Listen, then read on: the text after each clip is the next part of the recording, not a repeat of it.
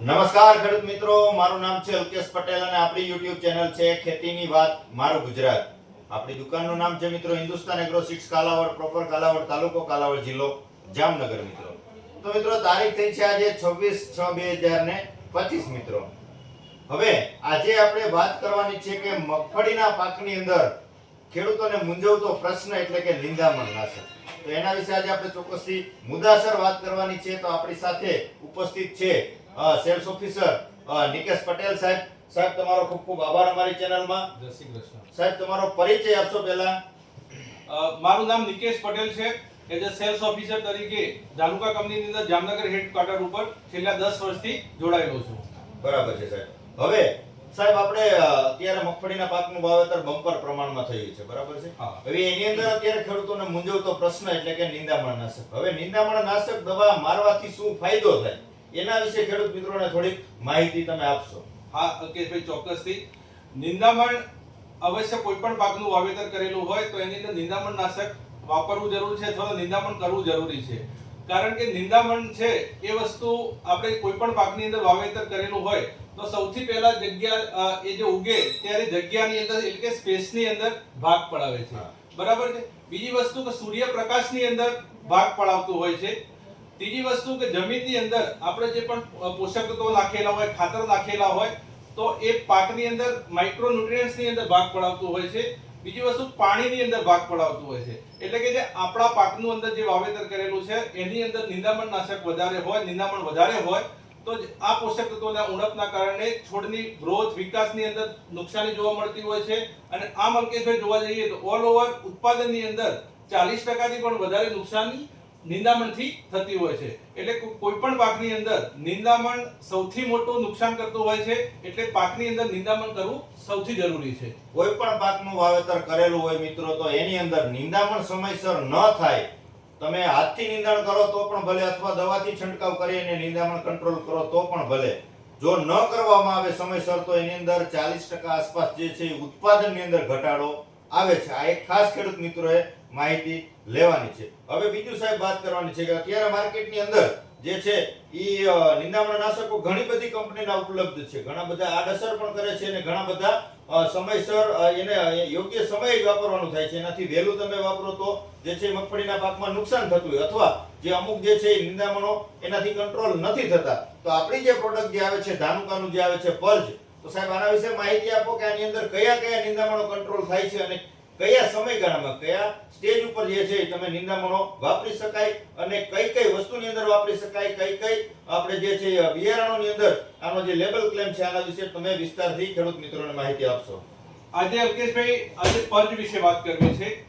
ધાનુકા કંપનીએ ગયા વર્ષે નિશાન કેમિકલ જાપાન દ્વારા નિર્મિત પર્જ પ્રોડક્ટ માર્કેટની અંદર લોન્ચ કરેલી.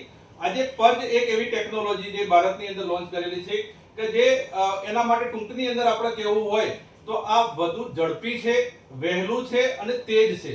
કહેવાનો મતલબ એ છે કે વહેલું છે એનો મતલબ એ છે કે મગફળી વાવેતરથી માંડી ઉગ્યા પછી 12 થી 13 દિવસની અવસ્થા થાય એ વખતે એનો ઉપયોગ કરી શકાય છે. ખેડૂત મિત્રો 12 થી 13 દિવસ ખાસ નોંધ લેજો કે તમારી મગફળી ઉગી ગઈ છે ત્યાંથી 12 થી 13 દિવસે તમે પર્જનો છંટકાવ કરી શકો. બીજી વસ્તુ કે ઝડપી છે. ઝડપી છે એટલે કે જનરલી આપણે નિંદામણ નાશક કરવાની જરૂર ત્યારે જ પડતી હોય છે જ્યારે વધુ પડતો વરસાદ હોય કે જે આપણે હેલી કહેતા હોઈએ છીએ. હેલી જેવી પરિસ્થિતિની અંદર નિંદામણ નાશક દવાનો છંટકાવ કરતા હોઈએ છીએ.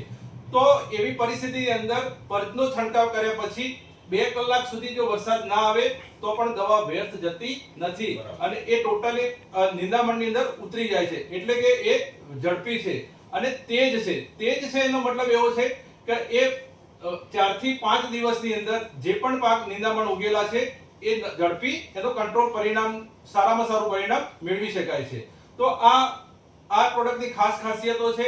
આના સિવાય અલ્કેશભાઈ વાત કરવા જઈએ તો પર્જની મેન ખાસિયત એ છે કે જે હઠીલા નિંદામણો કહી શકાય કે જેની અંદર છે ગાજર ઘાસ છે, સાટડો છે, કુબો છે, ભોય આંબલી છે. આવા જે નિંદામણો જે માર્કેટની અંદર અત્યારે અવેલેબલ જે પ્રોડક્ટો છે કે જેનાથી કંટ્રોલ નથી થઈ શકતી એવા ખાસ નિંદામણો આ કંટ્રોલ કરે છે. બાકી જે રેગ્યુલર ઉગવાવાળા નિંદામણ કહી શકાય, આરો તારો છે, સામો છે, ચોખલિયું છે, આવા નિંદામણો તો કંટ્રોલ કરે છે. એટલે કે મગફળીના પાકની અંદર ઉગતા ગોળ પાનવાળા અને પટ્ટી પાનવાળા બંને નિંદામણ પરથી કંટ્રોલ થાય છે. આનો લેબલ ક્લેમ માટેની વાત કરવા જઈએ તો આનો લેબલ ક્લેમ છે મગફળીના પાકની અંદર, સોયાબીનની અંદર, મગ અને અડદ આ 4 પાકની અંદર, ઊભા પાકની અંદર પરજનો છંટકાવ કરી શકાય છે. ડોઝ માટેની વાત કરીએ તો 400 ml પ્રતિ એકરના ડોઝથી પરજનો ઉપયોગ કરવાનો હોય છે. એક પંપે કેટલું ખેડૂત મિત્રો વાપરી શકે? પંપે 400 ml પ્રતિ એકર એટલે કે જનરલી જે કેલ્ક્યુલેશન કરતા હોય છે એ પ્રતિ એકરના 10 પંપના ડોઝથી આપણે વાત કરતા હોઈએ છીએ, એટલે કે 40 ml પર પંપના ડોઝથી એનો ઉપયોગ કરી શકાય. મિનિમમ વીઘે 3-3.5 પંપ આવશ્યક કરવા જરૂરી છે અલ્કેશભાઈ. 3 થી લઈને 4 પંપ સુધીનો તમારે ચોક્કસથી કોઈ પણ નિંદામણ નાશક વાપરો તો 3 થી લઈને 4 પંપ સુધી જે છે તમારે દવાનો છંટકાવ કરવો જોઈએ. બીજા નંબરમાં કે ખાસ કાળજી એટલી રાખવાની છે કે જમીનમાં પૂરતા પ્રમાણમાં ભેજ હોવો ખૂબ જ જરૂરી છે. આ એક મેઇન વસ્તુ છે કોઈ પણ નિંદામણની અંદર. અને બીજું કે ચોખ્ખું પાણી, તાજું પાણી હોવું જરૂરી છે. પછી તમે નદીનું જે પાણી હોય, ડોળું પાણી હોય, આનો ઉપયોગ કરશો તો કોઈ પણ વીડીસાઇડ જે છે, તમે કોઈ પણ જે છે તમે નિંદામણ નાશક દવાનો છંટકાવ કરો છો તો એનું રિઝલ્ટ જે છે એ અમુક અંશે ચોક્કસથી કપાશે મિત્રો. બરાબર છે. તો વિશેષ આ પરજીની બીજી કઈ સાહેબ વિશેષતા હોય તો ખેડૂત મિત્રોને માહિતી આપી. સૌથી મહત્વની ધ્યાન રાખવાનું તો આપણે જે વાત કરી કે ભેજ હોવો જરૂરી છે. પરજની મેઇન વસ્તુ એ છે કોઈ પણ નિંદામણ જ્યારે આપણે ઉપયોગ કરતા હોઈએ તો ખાસ ભેજ હોવો જરૂરી છે. 80 થી 90% જમીનની અંદર ભેજ હોવો જોઈએ. બીજી વસ્તુ ચોખ્ખું પાણી. ચોખ્ખું પાણી અવશ્ય વાપરવું. ઘણી જગ્યાએ ખેડૂતો કે ભૂલ કરતા હોય છે કે જે બાજુમાં નાળાની અંદર ભરેલું પાણી હોય અથવા તો સ્ટોર થયેલું પાણી હોય એનો ઉપયોગ કરતા હોય છે. પણ નિંદામણ નાશક દવા માટે ખાસ ચોક્કસથી ચોખ્ખું પાણી વાપરવું ખાસ જરૂરી છે. બીજી વસ્તુ કે આ પરજની એક ખાસિયત, બીજી એક પ્લસ છે કે આની અંદર ઉપયોગ કર્યા પછી 2 થી 3 દિવસ મગફળીના પાન ઉપર સફેદ કલરના ડાઘ જોવા મળતા હોય છે. પણ એનો જે અંદર જે ફોમેસાફેન ટેકનિકલ છે એક એનો ગુણધર્મ છે કે જેથી કરી જે સફેદ કલરના ડાઘ જોવા મળે છે એ 4 થી 5 દિવસ સુધી એ અસર જોવા મળતી હોય છે અને પછી એ પાછું રિકવર થઈ જતા હોય છે. જે નવી ફૂટ પડે છે, નવી વનક આવે છે એની અંદર ગ્રીનરી સારામાં સારી જોવા મળે છે અને વૃદ્ધિ વિકાસની અંદર પહેલા કરતા પણ વધારે સારો ફાયદો એની અંદર જોવા મળતો હોય છે. અને સૂયાની સંખ્યાની અંદર પણ આનાથી સારામાં સારો ફાયદો મળતો હોય છે. ખૂબ ખૂબ આભાર સાહેબ તમારો. આપણી ચેનલમાં અવનવી ખેતીલક્ષી માહિતી ના વિડીયો જે છે વિડીયો મારફતે આપણે ખેડૂત મિત્રોને સાચી અને સચોટ માહિતી પહોંચાડીએ છીએ. તો આપણા વિડીયો જે છે એ તમને સારો લાગે તો બીજા ગ્રુપમાં શેર કરજો, આપણી ચેનલને સબસ્ક્રાઇબ કરજો, જેથી કરીને ખેડૂતોને ખેતીલક્ષી માહિતી યોગ્ય સમયે જ્યારે જે વસ્તુની જરૂરત છે એ સમયે માહિતી આપણે પહોંચાડી શકીએ. બસ રજા આપશો. જય જવાન, જય કિસાન. ધન્યવાદ. Thank you.